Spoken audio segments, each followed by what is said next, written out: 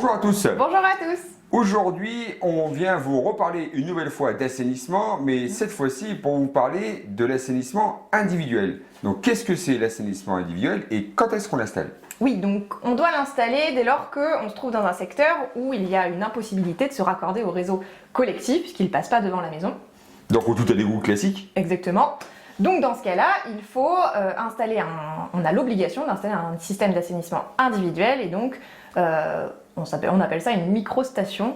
Alors, une fosse septique, on appelait ça une fosse septique il y a quelques années. Aujourd'hui, le législateur impose quelque chose d'un petit peu plus performant que la fosse septique, qu'on appelle donc la microstation. On vous expliquera tout ça dans une prochaine vidéo. Exactement.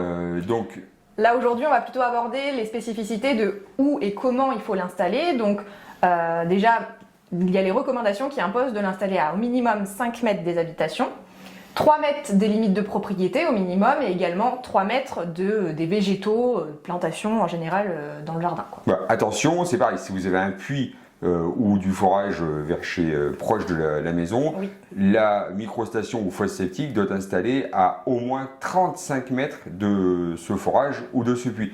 Tout ça pourquoi? Pour limiter le risque de contamination qu'on aurait de par l'eau qui est rejetée par la fosse ou la microstation. Tout à fait. Donc dans une prochaine vidéo, on reviendra un petit peu plus sur le fonctionnement du coup de cette microstation. Voilà, À bientôt.